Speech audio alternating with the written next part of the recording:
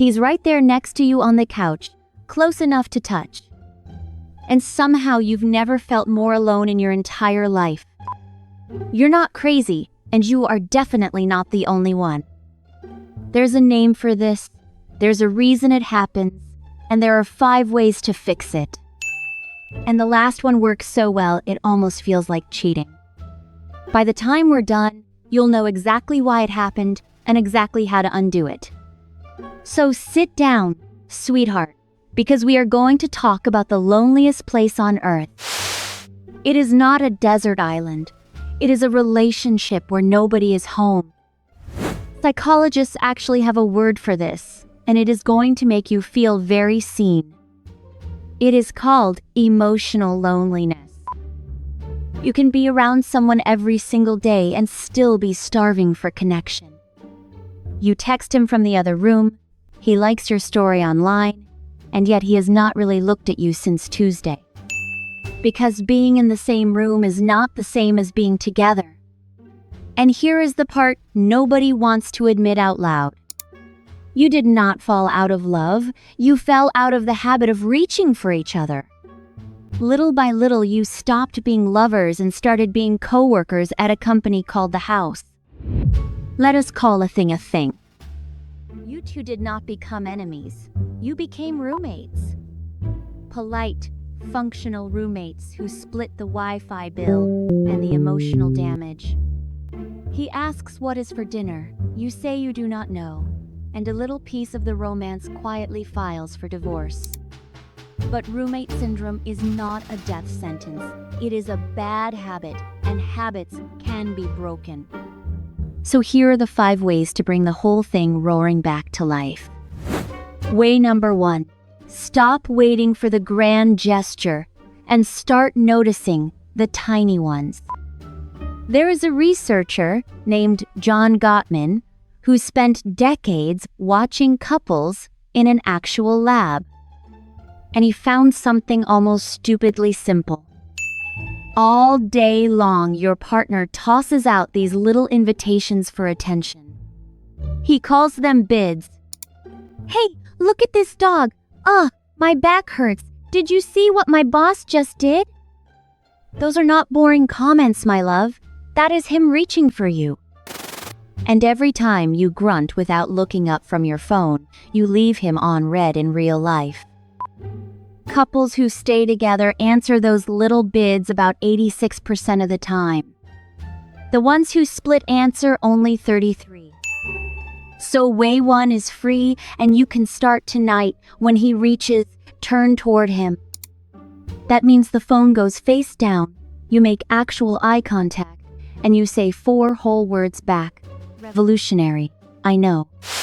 Way number 2, bring back the novelty because your brain is honestly a little basic.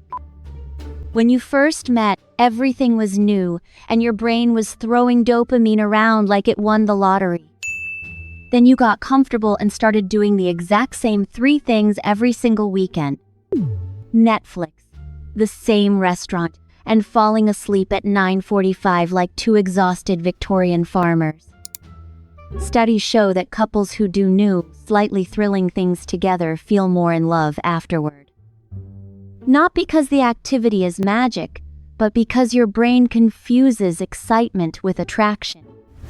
So take a ridiculous dance class, get lost in a new city, try the terrifying restaurant. Scare yourselves a little, together, and your nervous system will do the flirting for you. Your relationship does not need a bigger television. It needs a story you have not told yet. Way number 3, and this one is going to sting a little. Touch him for no reason. Not as a down payment on something else, gentlemen, we can see you. Just touch. A hand on the back. A hug that lasts longer than a handshake. There is a hormone called oxytocin, and it is basically the glue of human bonding. A hug that lasts 20 seconds actually releases it, and 6 seconds of kissing does the same. Most couples kiss like they are clocking in at work, fast, dead-eyed, and slightly resentful. So hold the hug until it gets a tiny bit awkward. because that awkward part is the sweet spot. Touch is a language, and right now, the two of you are basically strangers on a bus. If you are still with me, good, because the next two are where the real magic lives. Way number 4, learn to fight naked. Emotionally naked. Put the robe back on. This is educational. Most fights are not really about the dishes or the money or the wet towel on the bed. Underneath every stupid argument is one terrified little question. Are you there for me? Do I still matter to you?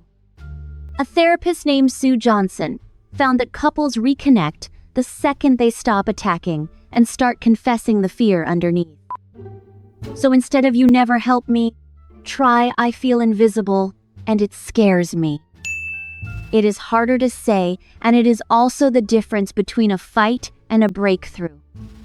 Because your partner cannot heal a wound he does not even know you have.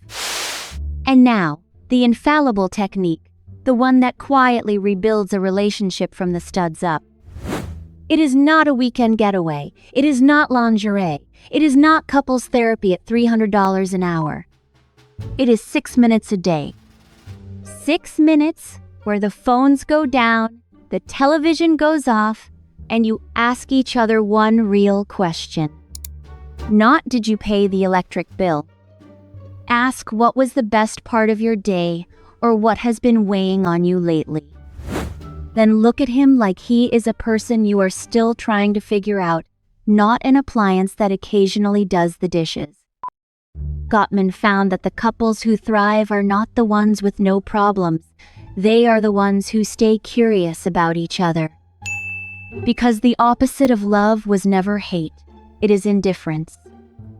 Attention is the most romantic thing you own, and it costs you nothing but your phone. Loneliness in a relationship is not a sign that it is over. It is a sign that somebody stopped asking questions. So here's the truth, and I want you to write it on your hand if you have to. You are not too much, and you are not asking for too much. You just forgot how to reach for each other, and reaching is a skill you can relearn tonight.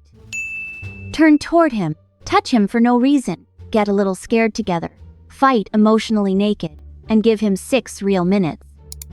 Do that, and watch the loneliest place on earth slowly turn back into home. Now, be honest with me down in the comments. Which one are you actually going to try first? And if you felt even a little seen just now, stay with me, because next time we get into the one sentence that quietly ends most relationships and almost nobody catches it in time. Take care of your heart. I mean it.